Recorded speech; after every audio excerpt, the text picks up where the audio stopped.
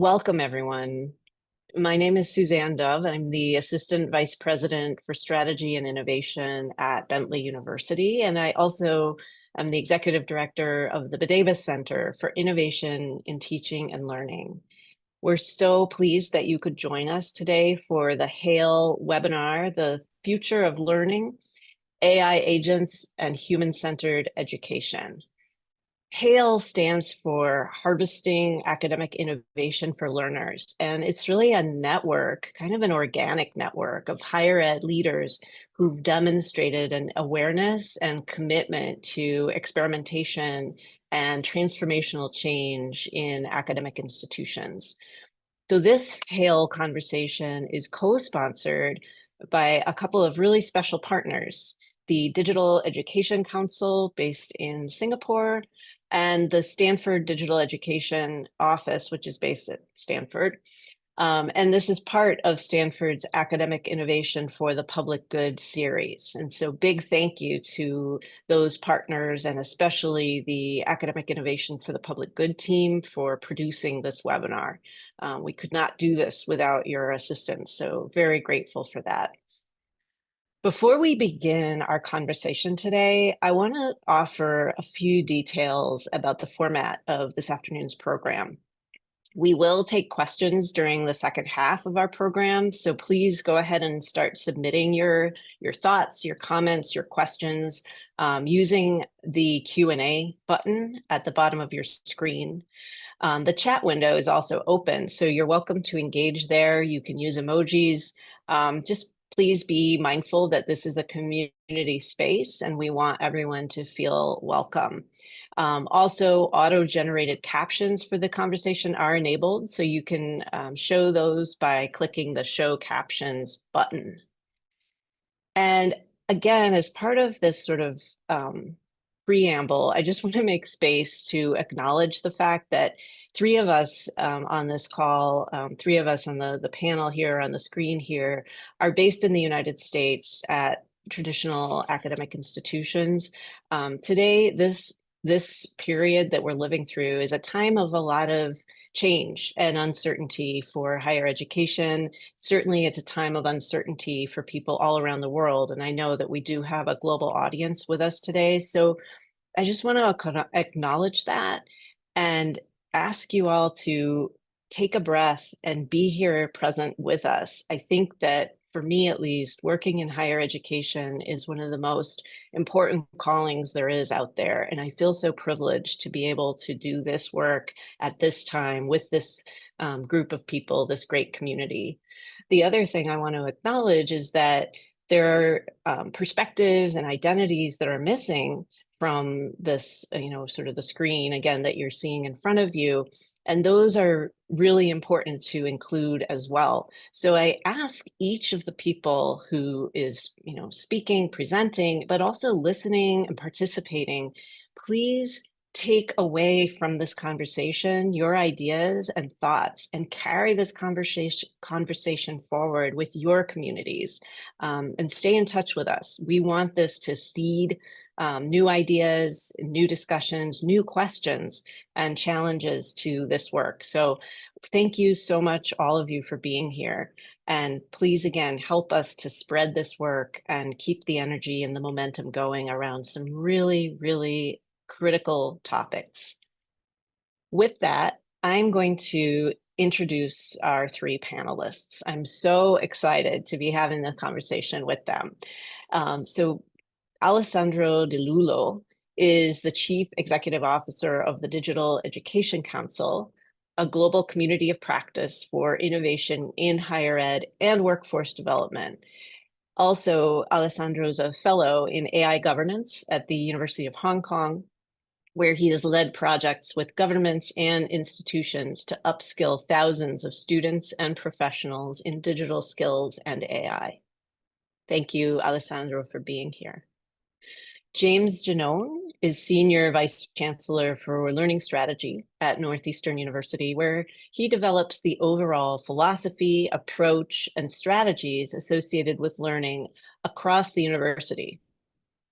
In prior roles, James has been a faculty member, an academic leader, multiple institutions, as well as a startup operator and product strategist for educational technology and services company. James, great to see you. So glad you could be here. Finally, we have Matthew Rascoff. Matthew is the Vice Provost for Digital Education at Stanford University, where he advises Stanford's president and provost on digital learning initiatives and leads the Stanford Digital Education team. Matthew has worked across sectors to democratize access to knowledge and opportunity. Welcome, Matthew. We're so glad to see you here as well. So with that, this is really going to be, as I said, a conversation amongst the four of us, and then we'll pause at a certain point and have all of you in the audience participate with your thoughts and questions as well. So I'd like to kick us off thinking about our audience, at least from the Harvesting Academic Innovation for All Learners, academic innovators. Many of us in this room are charged with fully or part of our role being to effect some sort of change or transformation at our institutions. We're involved in innovation in some way. So could each of you three, Alessandro, James, and Matthew, tell me what is on your mind about a way that academic innovators can help their institutions balance generative AI with human-centered education? Alessandro, we'll start with you. With pleasure. It's a great question to start, and just let me say also how glad I am to be participating in this session. I'm today participating online, but I'm physically at Bentley University, so I'm really happy to be here in person. Great question, and it's really, I'll try my best to give you a sort of short answer. We could go on for an hour.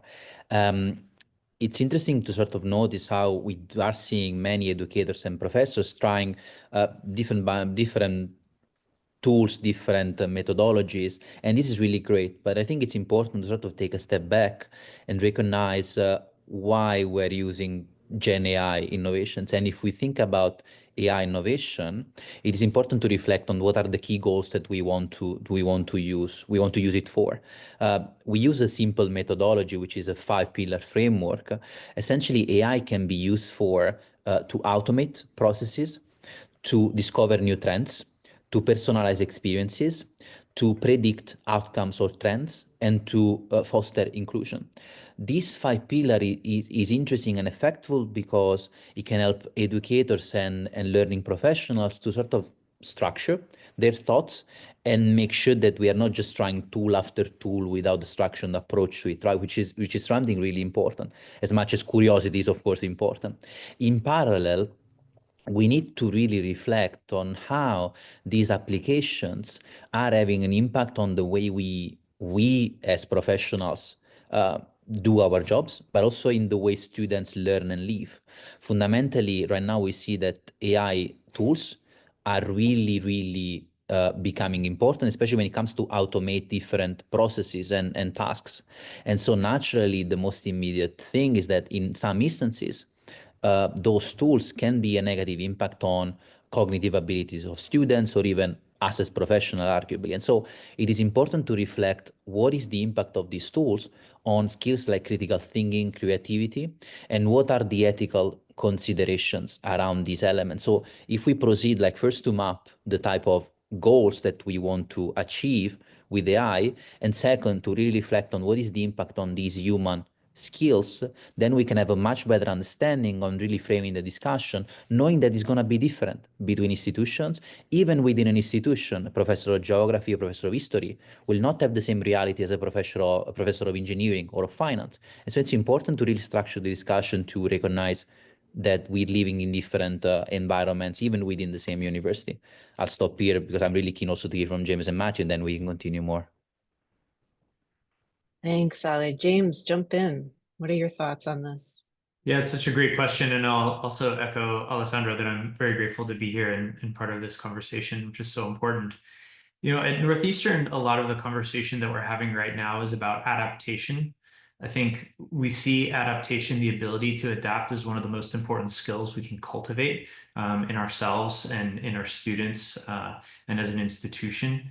We're just really at the beginning, even though it feels like we've been talking about AI, nonstop for quite a while now. We still think we're at the beginning of the change that we're going to see because of this technology. And so we have to prepare ourselves to continuously adapt.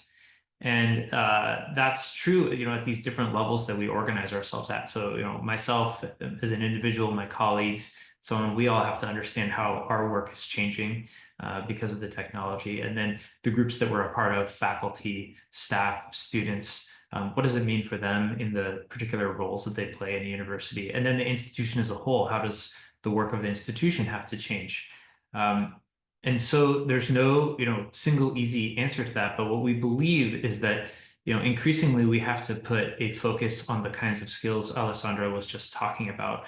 And these are skills that, in many cases, you would have been expected to cultivate over the course of a long career, prioritization, goal setting, effective decision-making, moral judgment, and so on. And now these are becoming really important as we interact with this technology for our students, potentially at a much younger age. And so they need the kind of learning environment in which they can practice those things. And that's why, Northeastern has always been incredibly focused on experiential learning. And we think that's even more important now, given how we're engaging with artificial intelligence. So that's just the start of an answer, but it's definitely what we've been talking and thinking about quite a bit. Yeah, I love those points, James. It's great for traditional academic institution to really be thinking about how do we craft and shape that learning environment. Matthew, bring us home here with this, with your thoughts on this opening question. Love the comments from Ale and James so far. Thank you for getting us started. I mean, this is my perspective. I don't claim to represent Stanford, and I don't think we've developed like a single strategy yet as an institution. But one observation that I make in the online learning world, which several of us share, is that I think there's a shift that we need from a kind of human capital centric model to a social capital model. And human capital was all about individual skills. It was about cognition, content that drove it, like what I can do. It was kind of developed in the middle of the 20th century as a framework for thinking about like what will drive economic development. How should countries be thinking about how they should invest? And education was too big. So skills and human capital kind of arose as like the things that you could invest in particularly. To me, like the biggest disruptions are coming in that kind of human capital centric model of learning. And what we need now is a new emphasis on relational skills. The number one skill on LinkedIn is not Python or C or Java, it's communication. I learned that recently. And like that to me feels like a fairly big shift in especially technical programs. That's where some of these biggest disruptions are happening. That's where the generative AI tools, I think, are most impactful, and I think, the computer science graduates are the ones who are most anxious about the obsolescence of their skills. They're going to need to be prepared for hybrid jobs that bring in more of the social and the, individual skills. Like that to me feels like there's a model for human-centered learning, which was your question there, Suzanne. Digital learning hasn't always been that. It has been very individualized. It's been personalized almost at the cost of the social. And to me, I think we need a new emphasis on community, on how to engage with others, how we engage across difference, and work together in larger collaboratives that allow us to do those particularly human things. And what those things are will evolve over time, but we as collectives are going to figure that out together. That's how our civilization has evolved. Yeah, I'm seeing a lot of thumbs up and heart reactions and chats to what you're saying, Matthew. That's really helpful. And so, I want us to kind of build maybe a little bit from the ground up, so to speak, in the next segment of this conversation.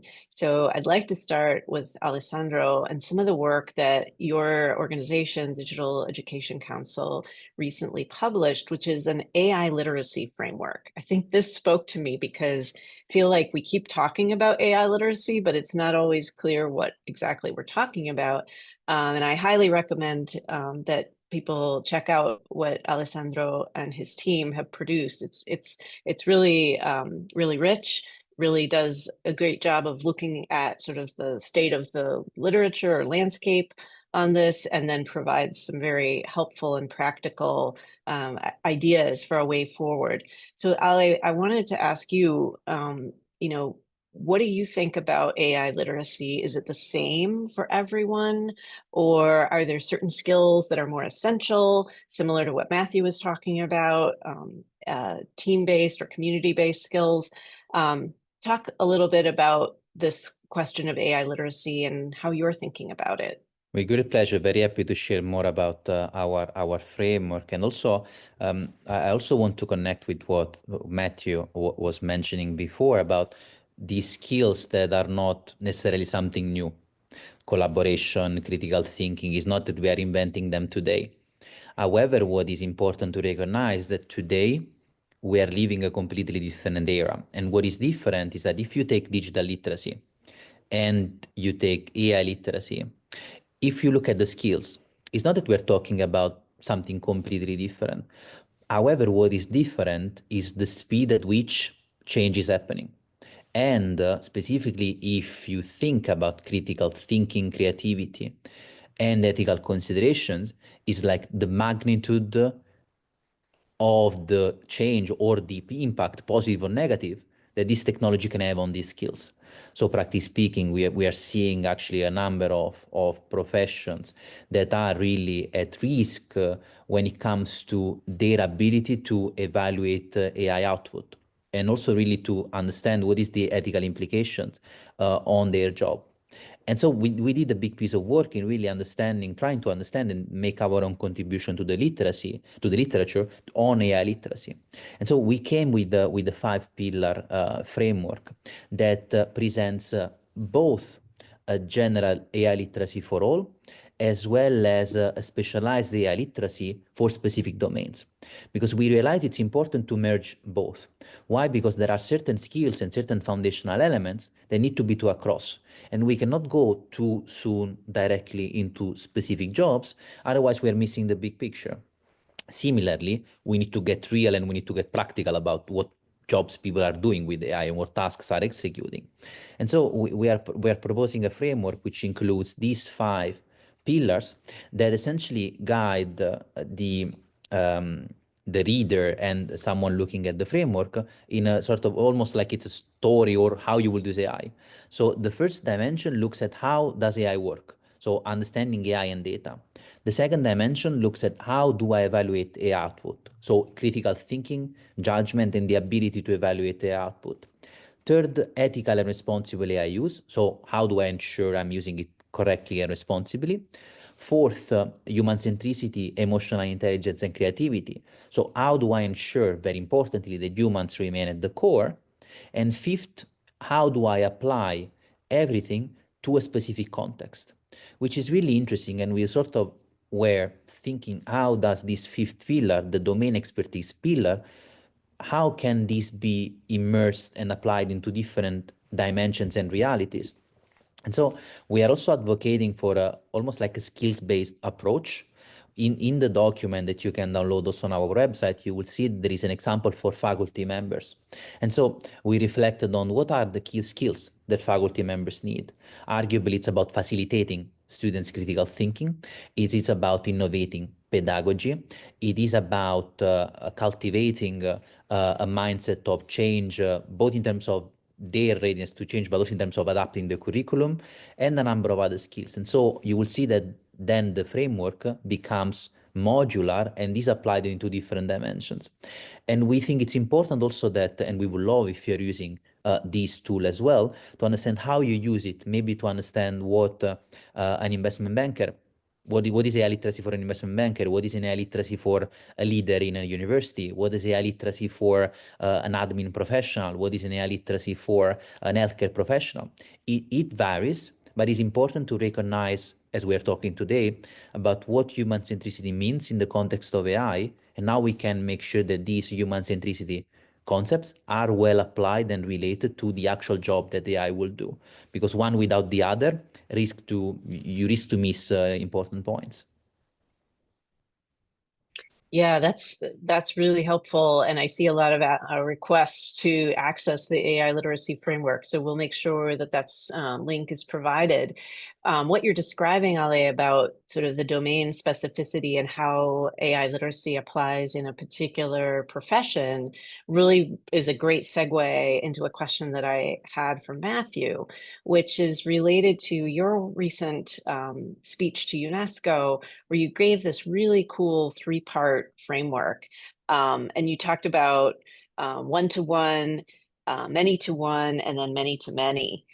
So I wondered if you could kind of maybe briefly share with the audience what that framework was, but thinking specifically about the many-to-one is really a way that instructors or educators can learn from the AI about their learners.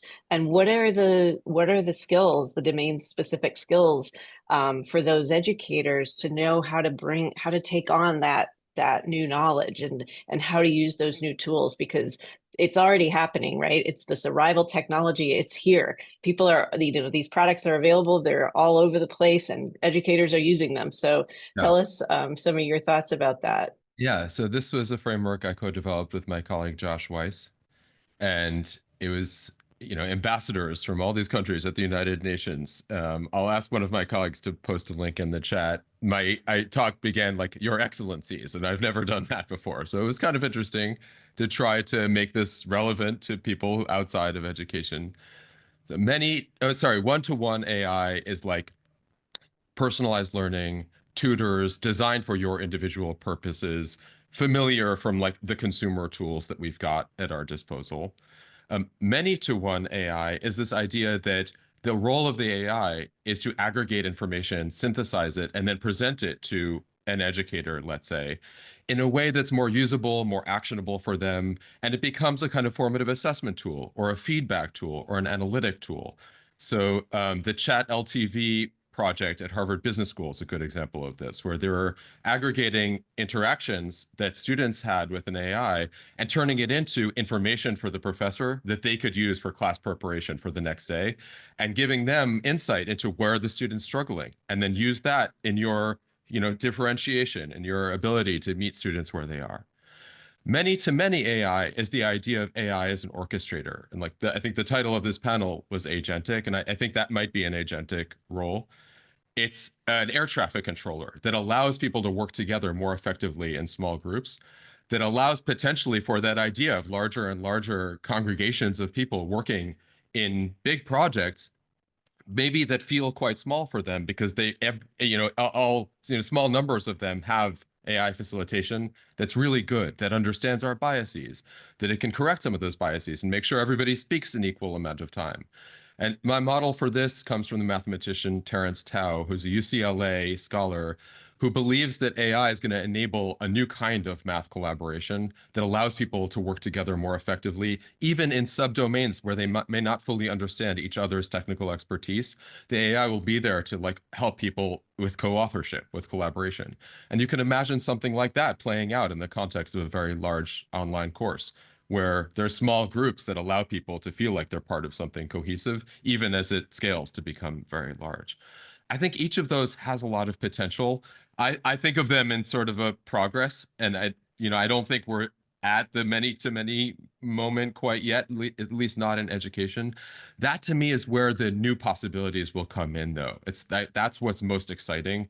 That's where we'll be doing things with these tools that are not just replacing something, not just augmenting something, but really creating new potential for learning that did not exist in the world before. And that to me, it should be a North Star for those who are on this as builders, for those who are thinking about what is an education-centric model of a roadmap for an AI company. that to me feels like a direction that we should be heading. And I worry that we've become too wedded to this one-to-one model, which derives from like the consumer technology world, not from the world of education. And it's constraining some of our thinking about what the roles of human community might be. And it's limiting the social capital enhancing possibilities of this technology, which I think is really the most exciting long-term potential for it. Yeah, those are excellent points, Matthew. I really appreciate that, and that you're really calling on us to be thoughtful about avoiding, some of the pitfalls of just taking this or approaching this as just one other standard technology. As you said, it's transformational, and this panel is more about the education and the learning than it is about the technology. That's our intent anyway. So, Matthew, you mentioned agentic AI, and James, you're the person who really has taught me a bit about what that is. I'm sure I don't know the half of it, but it's something I know you've been thinking deeply about, and it is clearly becoming a much bigger part of the conversation and the landscape now. So can you share with the audience a little bit about how you would explain briefly what agentic AI is, and then specifically, talk a little bit about what does it suggest for the role of an educator, and how do we encourage human educators and students to work with agents, or should we encourage, or should we caution, or some blend of the two? What are your thoughts on that? Yeah, well, I'll build my answer off of Matthew's what I find to be very inspiring remarks about this. I think, what I see in a lot of higher education right now is people are still trying to catch up with what was happening with generative AI and AI more broadly, over the past couple of years. And yet, as we've been saying, this technology is moving very quickly. And so what's on the horizon right now is broader and broader adoption of what people are calling agentic AI. And, people define it a bit differently, but the way I understand it are, AI tools and workflows that can accomplish complex tasks either fully or at least semi-autonomously. So they're making decisions about how to complete various kinds of work without the human necessarily needing to make a decision at every single stage. And this often involves an AI model being able to call on different kinds of tools and often check its own work, decide to do something differently. And in many cases, you have different agents that are performing different tasks, and there's a orchestrator model that's choosing from among them which ones to perform based on what the overall goal is that the user has specified.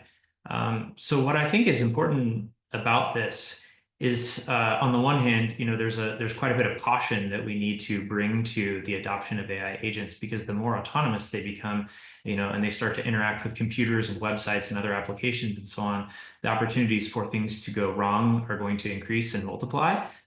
So obviously a lot of care needs to be, and thoughtfulness needs to be brought to that. But if I take up a more optimistic mindset on this, I think it has actually quite an exciting moment for learning.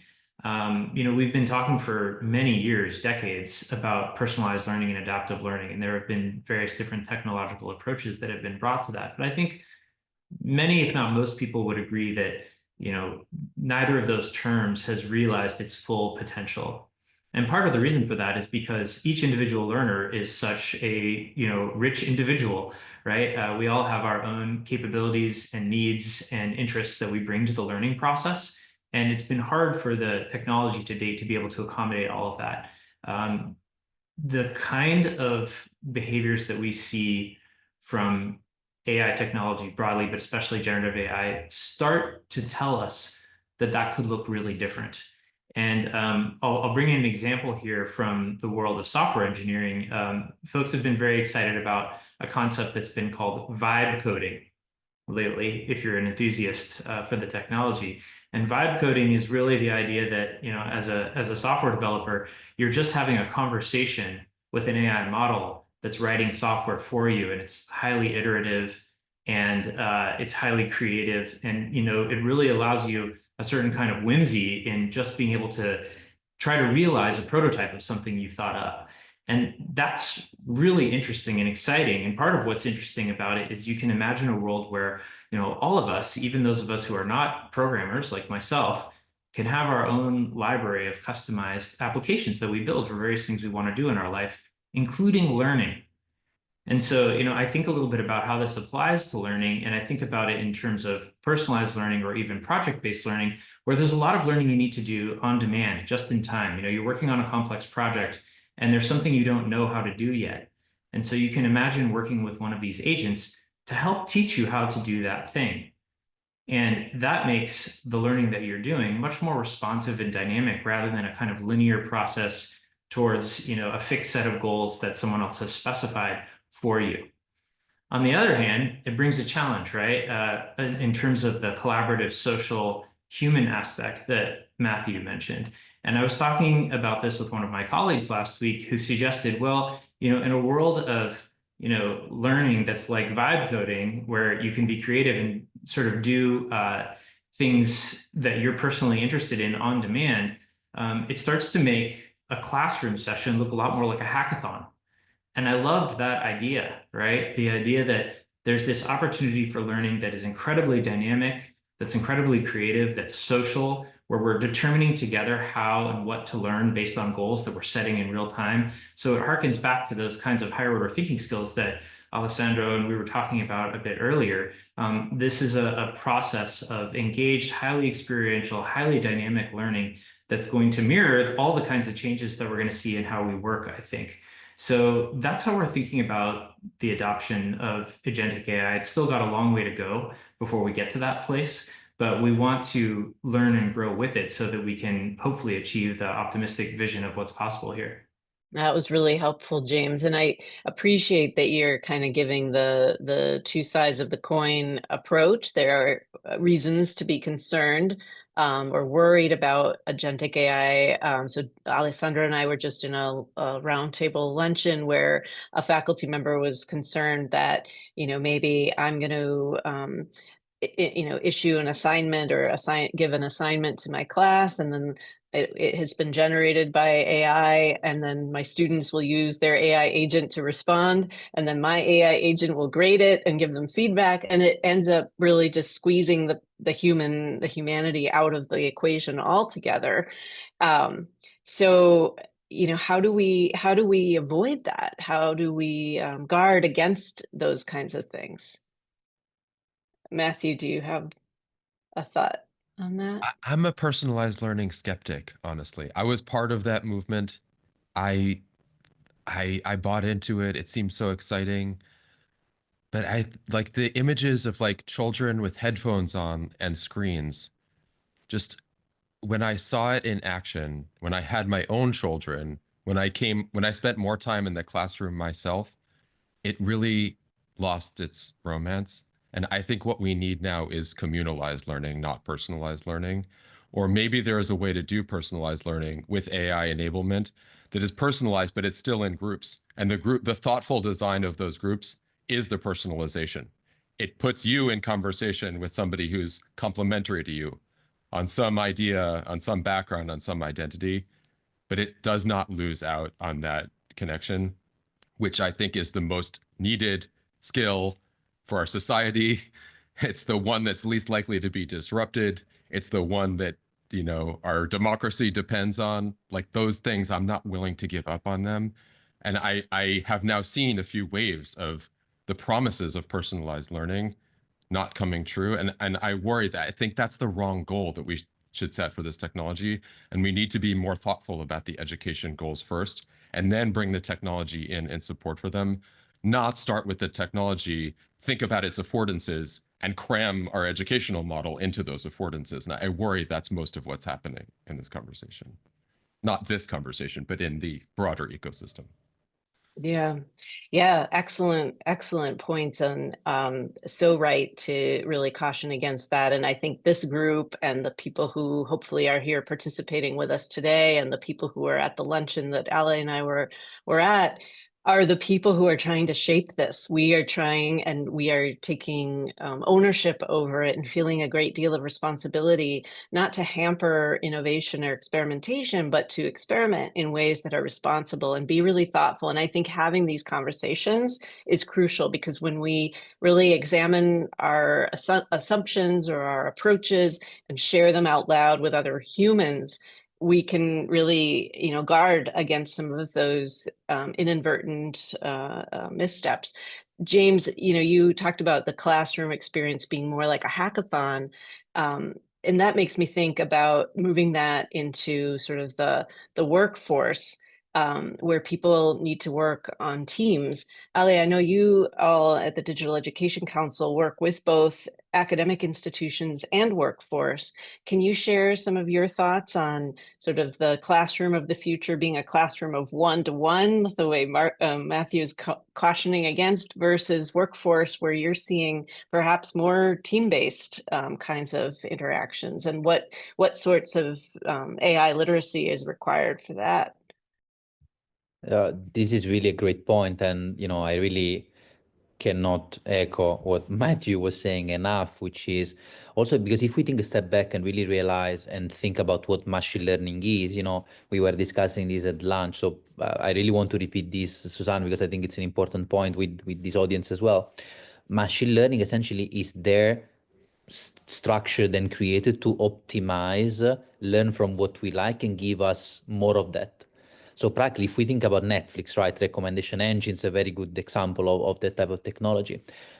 What we like, but that is really meant to boost our consumption of Netflix series, is not meant to assess what we are learning.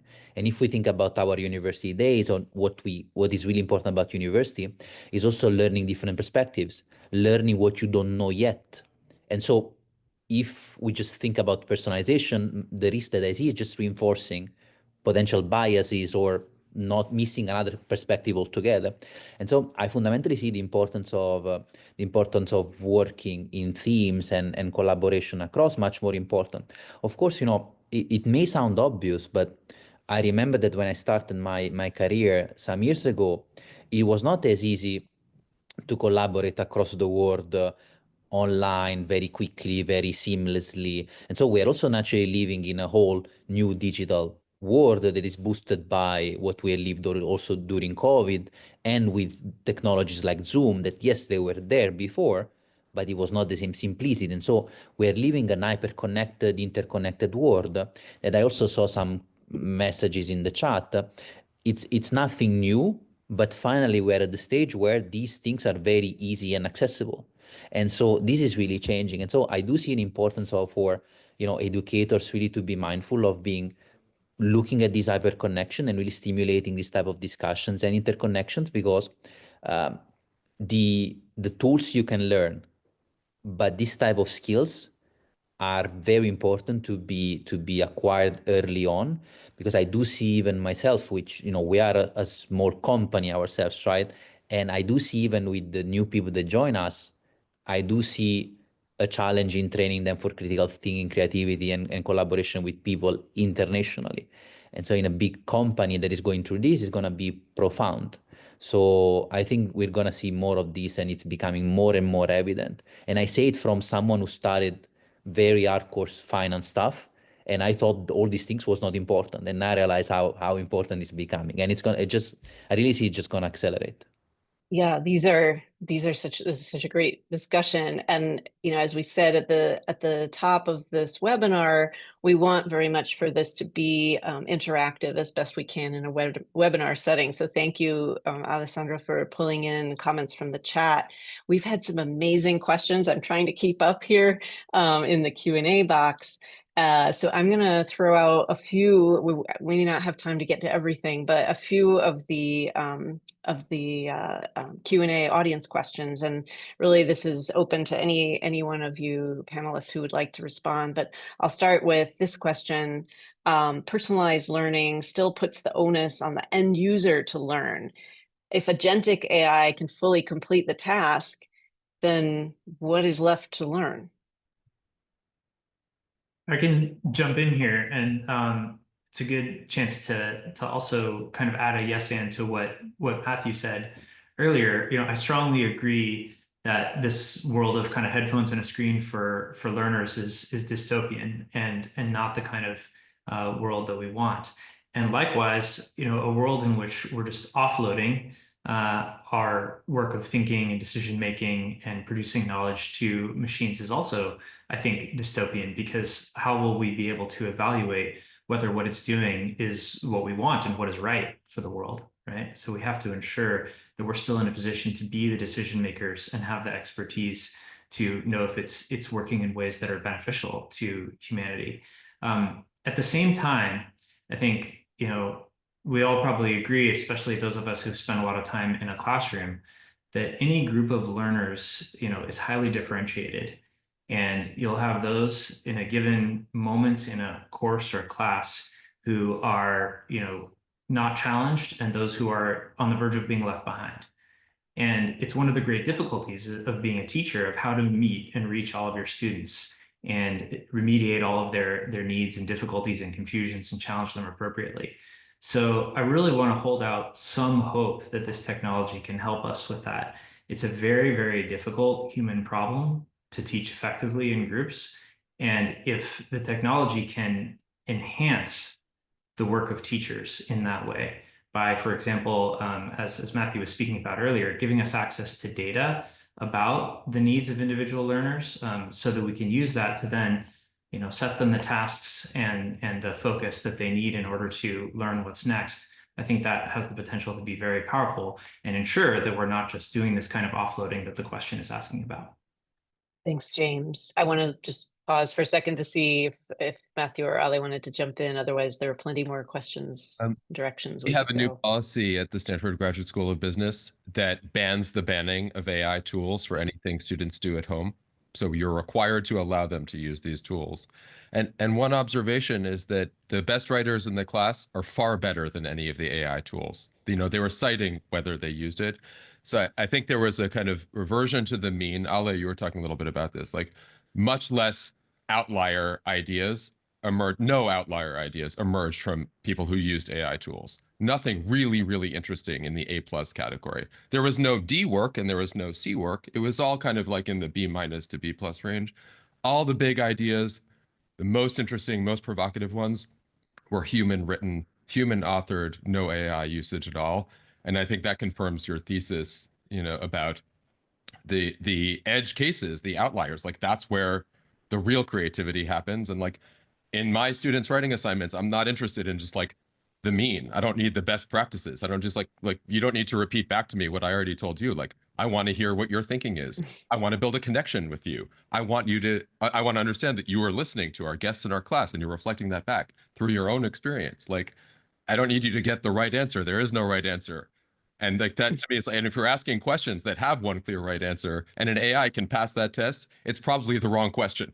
And you should probably be rethinking your assessment strategy if really an AI can master it in such a way that it's a good answer from a machine is indistinguishable from a good answer from a human. But I felt confident that I could distinguish that, and my assessments, the writing prompts that we were giving for our students were enough to make that distinction and enough to help my students progress. And I told them this too. I told them I think their best writing is better than the work of the most advanced frontier models in the world. So keep at it. Yep, humans rock. So another kind of theme that I'm seeing is coming out in the Q&A is really around the enormous stress and taxing that has been on educators. I mean, it's 5 years since the COVID pandemic hit. It's been a difficult time for higher education institutions all around the world. And since then, we've been kind of buffeted by a number of different headwinds. And so now, once again, there's this arrival technology that shows up in the classrooms. And so a couple of people are wondering if the panelists, if you all could comment on, how do we support educators with this rapid pace of AI innovation? Is there reason to argue for a pause? Is there some sort of resource or set of supports that we need to create, something else? what are your thoughts on how we really support the people who are at the front lines of our classrooms so that they can do their best work? And, you know, they are humans too. So we need to support people and understand that this is difficult. Maybe I can start, and then of course I would love to, since I'm not working at the university, but I have the pleasure and honor of speaking to many of them. As some of you may know, we've done a big piece of work of a faculty survey that we published in January this year, and it's also available for free on our website. What is interesting is that I think in short, and then of course I would love to hear also Matthew and James on this, but one thing that I would naturally mention is the importance of understanding what educators want, right? Which may sound simplistic, but let me go a bit more specific. One thing that I'm surely against is banning progress. So I'm very much aligned with what Matthew was also saying around the decision of banning a ban. I also think that there is no need, and it would be hugely counterproductive to sort of pausing AI tools testing or this type of innovation, because it's not that if we look the other side, then innovation stops or students stop using these tools, right? And so it's important that we just realize the world we live in and we embrace it. But how to embrace it? We've seen it out of this survey, some of the things that were most interesting and desired by professors and faculty around the world was the importance of having clear guidelines on how they can use it, but also how they can then tell students to use it, and the repository and collection of best practices. What I find particularly interesting is that naturally, we tend to be very descriptive and precise in terms of best practices, but what I'm seeing is that the most effective strategy is to provide to educators a number of examples and practical use cases and frameworks so that they can build their own case studies and frameworks. So it's not really about saying, do this, but it's about sharing and collecting a different set of experiences so that they can build their own methodologies and tools or applications of tools based on their own reality. Because as we said at the beginning, this is an important part. Some of you may be professors of history, some of you may be professors of engineering, and it's gonna differ. So we cannot expect everyone to approach it in the same way. But I would love to hear also from James and Matthew at the two universities. Can I add on to Ali's comment, Suzanne? Yeah. Go ahead. Yeah. Yeah, I love everything that you said there. And then I would say that as we've implemented a number of those practices at Northeastern, maybe one of the most effective approaches we've seen is building and supporting communities of practice. So we appointed a set of AI faculty fellows last fall for the first time, one from each of our colleges. And that group has worked together to think about the application of the best practices, the tools that are available, and so on within their respective colleges and disciplines. But they've also gone into their colleges and created communities of practice within each of those colleges among the different disciplines and fields that are there. And I think, we probably all have this experience that when you see your peers and colleagues doing really exciting work, it's inspiring and it helps you understand more concretely how you could take that on yourself, kind of lowers anxiety levels, so on. And I think it's more effective than some of the, more centralized, as well-meaning as all of it is, guidance and advice that we get.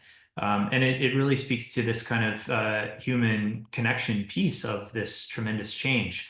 I think people are really reassured and, able to understand the more optimistic side of things, and also have serious conversations about the challenges and risks. I've heard people, express those concerns very articulately in those meetings and be able to work through them in productive ways.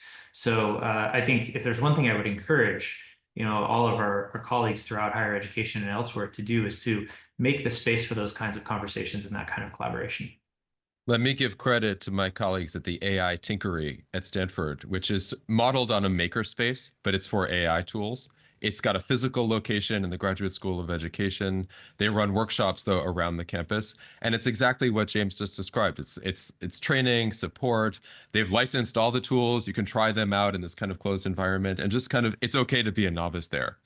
I went to a workshop last month. I learned Cursor AI for the first time, this programming tool. I'm going to be a Vibes programmer, maybe, you know, my next career, James, thanks to Cursor. And I learned it from Jessica, who's the lab manager of the AI Tinkery.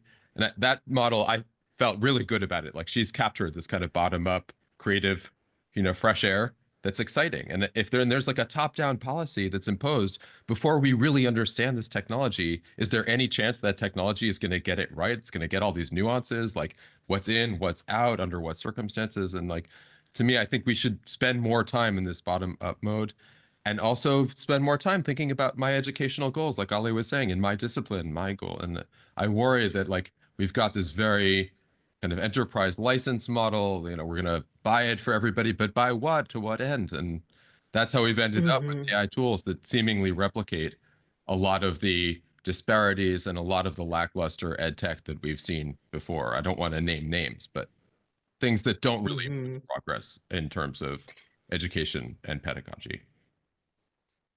You put your finger on another theme that's been showing up amongst participants in the Q&A, Matthew. So I'm going to frame this question. Would love to hear the panel's thoughts on metrics for measuring how effective or impactful AI is in a particular educational use case or in learning design. Thinking about people using it to design courses. So any examples of measures that you've used, anywhere you've seen reporting on what works or what doesn't? Well, I'm going to go very high level here and not particularly pedestrian, but I get excited about the transformational potential of AI, not the ability to nudge metrics on student outcomes, or, you know, even important things like drop fail withdrawal rates and so on. You know, I'd like to see those impacts.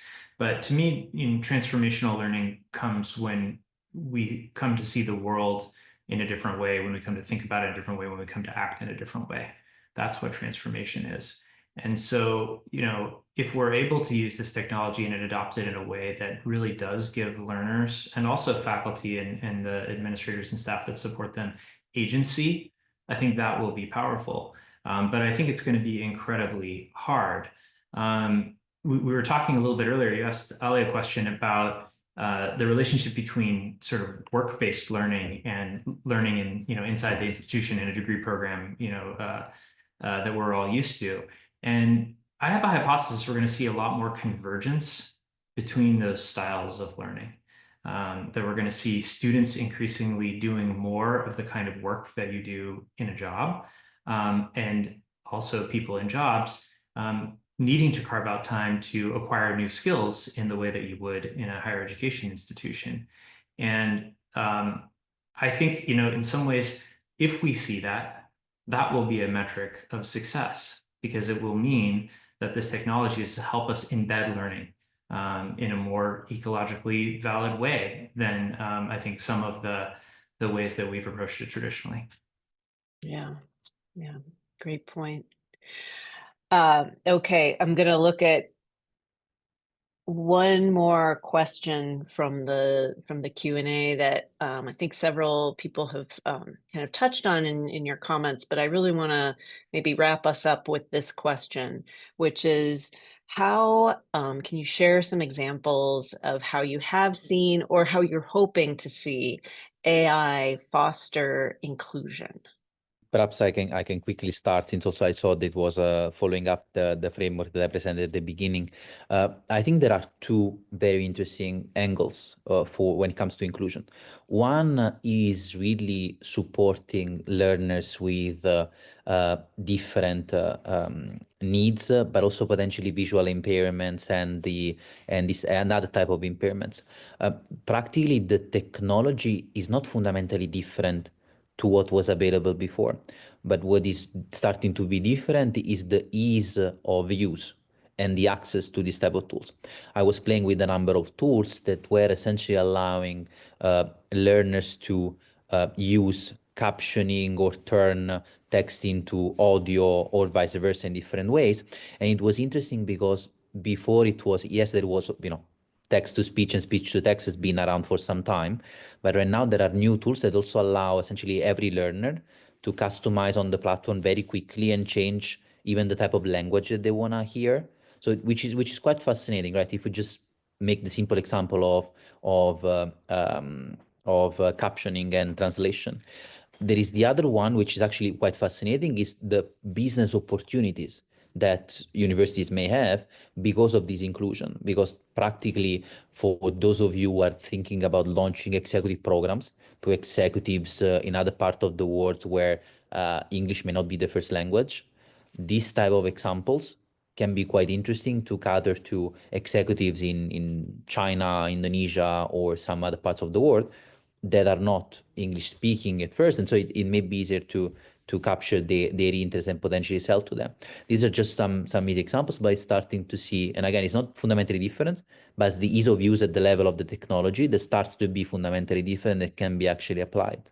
I'm excited about the abundance that's coming in learning. And like, we live in a world of scarcity that is largely artificial. It's a product of the physical learning environment that we've had.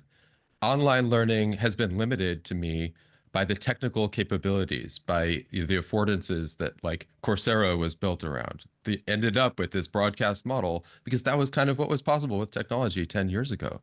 But if you were going to build Coursera today, of course it would have AI facilitation. Of course it would feel cohort-based. Of course it would feel much more cohesive, closer to what we were able to do in the relatively small environments of physical campuses. That's coming for online learning. And I think there's going to be a new democratization of learning that will breathe new life into online learning and do it with a quality and a rigor that feels closer to what's familiar to the faculty when they're running a seminar, when they're facilitating. And that's going to, I think, unleash another wave of open education, kind of public good creation. I was at a meeting last week, Hewlett Foundation funded at New America in Washington, D.C. These are the people behind the open education movement. And there's a big questioning of what's going to happen to open educational resources when, AIs can do all this stuff. And I think the consensus coming out of that meeting was this is like a very exciting revitalization of open education. It's not a threat to it, as some have said. Like, I think this is going to reimagine it, and we're going to create like all these new public goods that spill over from these technologies that we may create on campus could be widely beneficial for a world that desperately needs opportunities to learn, that we need to include in our learning audiences as well. So that's my hope. Well, I'll just add that Great point. I'll give you 1 minute, James. Yeah, I'll go really fast. I love Matthew's framing of abundance. And I think, so much of traditional learning has been driven by, textbooks, by standardized curricula, and so on. And the ability for the individual learner to engage in things that are of interest to them while also learning the skills that they need. And then to do so, in these social ways that we've talked about is a real opportunity. These things are actually really hard to do manually, with a single teacher trying to connect with all their students, all their student interests, and so on. If they can have an opportunity to use this technology to accomplish that, it really will make learning abundant, I think. Great point. And I feel like this is a really good sort of theme for us to be wrapping up on. Thank you, each of you, so much for your time this afternoon. And thanks to our amazing audience. And thank you again to the great support team. Priscilla, I know you were going to share a slide. We do have another webinar coming up next month. So please check out the HAIL webinar and contact any member of the Leadership Steering Committee that's listed here on the screen.